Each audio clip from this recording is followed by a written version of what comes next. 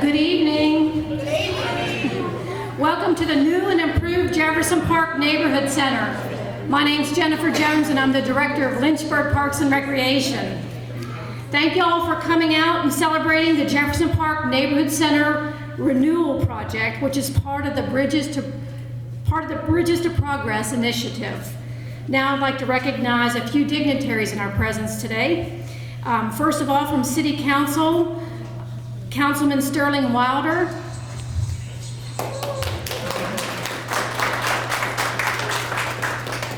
Councilman Turner Perot, and the Mayor Trinae Tweedy. I'd also like to recognize City Manager Bonnie Severchek. Welcome. And Deputy City Manager Reed Woodica. Also from City staff, we have John Hughes from the City Manager's Office, Steve Smallshaw and Lou Ann Hunt from Communications and Marketing. Thank y'all so much. Fire Chief Greg Wormser, Director of Community Development Kent White, Ann Nygaard from Community Development.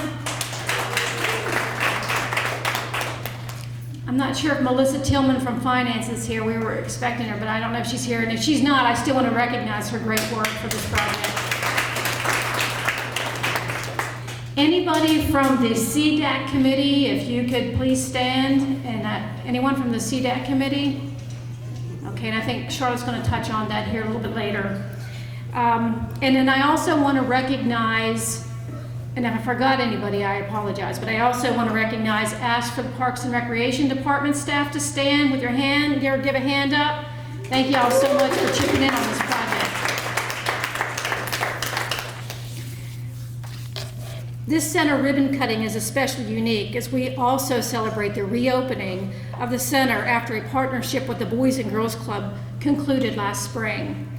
It's also great news for the Deerington neighborhood that the city's Center for Urban Design is in the process of developing a neighborhood plan for the Deerington residents and other neighborhood stakeholders. This plan follows a recent successful implementation of the Timbridge neighborhood plan and all of the neighborhood improvements that are now visible in that area, including sidewalks, gardens, trail connections, park improvements, and other infrastructure and aesthetic improvements. This is an exciting time for the Deerington neighborhood as we master plan Jefferson Park and neighborhood plan for all of Deerington. I'd like to especially recognize Charlotte Lester, the neighborhood center manager. Charlotte, you could raise your hand. Who found a way to fashion the much needed improvements and repairs to the Jefferson Park Neighborhood Center when typical funding avenues were not possible.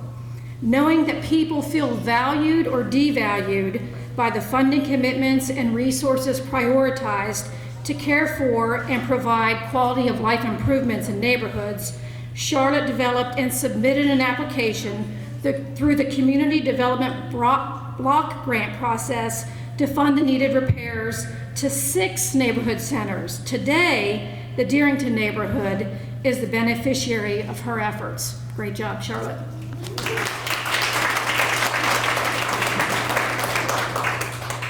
Charlotte worked with partners at Public Works, including project manager Randy Dalton, Charlie Evans of Coleman Adams, Bill Allen with Virginia A&E, and Park and Rec facility coordinator Howard Covey and retired construction coordinator Charlie Yule on this project. I want to give a shout out to Shantae Jefferson, Senior Recreation Specialist at Jefferson Park, and his staff, Jordan Smith and Alexis Davis, for being flexible in coordinating the move from College Hill to reopen the renewed Jefferson Park Neighborhood Center. Shantae.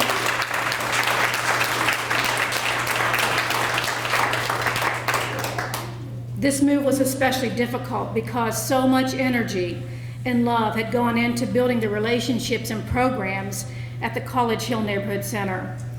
Good luck to the Youth Futures Coordinator, Renee Chalmers, who will operate programs at College Hill, and now our Senior Recreation Specialist, Jamie Love, who will be teaching Zambini for toddlers and Zumba Gold to seniors at the College Hill Neighborhood Center. So great job, y'all. To Charlotte Lester and the Jefferson Park staff, great job, and I know you'll make the Jefferson Park Neighborhood Center a vibrant community space that the entire Dearington neighborhood will be proud to claim as their own. So now I'd like to introduce the Honorable Mayor Trenae Tweedy.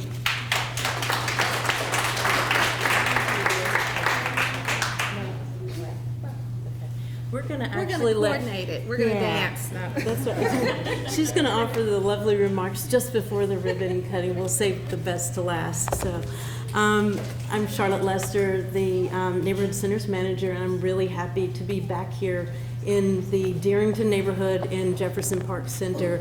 As Jenny mentioned, the center's been closed for a while for this wonderful renewal project, and we're really excited to be back in the community. This project, this renewal project, the fourth project of 6, we've learned a few things along the way. It's just an exciting project. There was over $200,000 of community development block grant funds that were put into this project. And it was with the support of the Community Development Advisory Committee, the community, and many other partners. So the city is reinvesting in our neighborhoods and understands the value of strong neighborhoods. And so I think that's this project is a demonstration of that commitment to the city's work. And so we appreciate everyone being here today and coming out for this ceremony. So if you look at the facility and you see the improvements, especially if you've seen it before, you see that it's come a long way. And it's been a lot of fun to work with the visionary designers from Virginia A&E to incorporate elements that are valuable to the neighborhood into the process. So you'll see some waves throughout and the color blue and some water references. And clearly celebrations of views of this neighborhood as you look around, and that kind of pays homage to the past of this park with the Jefferson Park pool and the liveliness that we've had here as a community for many, many years. So reinvesting in these facilities, we have really tried to put the effort into the durable, lasting finishes because we realize that the buildings get a lot of wear and tear. They're popular places to be, and we want to be good stewards of the money that we have to have these public spaces. So there's improved functional use of the space. Everything flows really nicely here. Again, the views celebrate the neighborhood and the connection between the inside of this building and the larger park outside. So I know you're all enjoying the views as well. So, you know, there's just a natural warmth that not only you bring as the people who enjoy this space, but the wood surrounds in the space also kind of warm up a simple building. And so we're just trying to celebrate all of those qualities. And so I'd like to acknowledge, as Jenny said, the city leadership and the commitment from City Council and the City Manager's Office with our City Manager, Bonnie Sverchik, who's present today. Jenny, your commitment to making these projects happen for the community where we have our neighborhood centers. Melville Walker in the Community Development Office, who coordinates the Community Development Block Grant, and the Community Development Advisory Committee, neighbors and friends of yours who voted full support for these projects to continue. So the project management team, the people who put this project all together, that would be the retired Park Services Manager, Andy Reeder, and Sharon Brown has been involved as the acting Park Services Manager. Charlie Yule, retired Construction Coordinator, And Howard Covey has been the lead as the facilities coordinator for Parks and Recreation. He's been the lead on this project and managing it. So Howard's been along the way on all of these projects, so we're getting pretty good at this. Randy Dalton, as Jenny mentioned, from B&G, who also helped with this project, and our other friends at B&G, Steve Bailey, Kurt Chappelle, and John Johnson, were certainly instrumental in filling in the gaps and making this project complete and whole, as well as Melissa Tillman in procurement, who helped the process along the way. So many hands touched this project, and we appreciate everyone who's been involved. The design and construction was with Virginia A&E, and Bill Allen and Wyatt Torrance are here with us today from Virginia A&E. And again, the designs that they create for us have always come through reflecting the neighborhood character, and you see that here today. The construction was completed by Coleman Adams Construction with Charlie Evans as the vice president, Tony Kegley as the project manager, and Harold Carter as the site supervisor. He was on site on the regular, so he had a lot of work in on this project. The center staff, last down the list here, but certainly not least, these are the folks who make this place come to life, along with the citizens. Shante Jefferson, and who's the senior rec specialist. It's kind of a homecoming for him. He's been with the department for many years, and this is one of the many places that he's worked and developed amazing programs. So we look forward to seeing what he, along with Jordan Smith, our rec specialist, and Alexis Davis, our recreation aide, and the wonderful volunteers who work alongside them, look forward to see what programming they come up with here for the community. And of course, I'd like to recognize the commitment that City Council has made, again, to investing in our neighborhoods and to building strong neighborhoods. And then, of course, thank you to the Darrington community for their patience and waiting for us to complete this project and get back on the ground here and get to work. So with that said, I'd like to introduce the mayor, Trinae Tweedy, who will offer remarks, and then we'll get to the ribbon cutting. So thank you. Thank you very much. Good evening, everyone. I am so excited to be here. This is our 4th center renovation and ribbon cutting in the past 2 years. And so I want to invite my council members up here, Councilmember Wilder, Councilmember Pero, because we don't just do this in isolation. It takes all of us together working to appropriate the funds for these projects. And so when we invest in the infrastructure, when we invest in our centers, into the renovations, it's not just about the facility, it's an investment in the community, it's an investment in the programs that will occur here, it's an investment in partnerships, because you have to bring buildings up to meet the needs of the programming for today.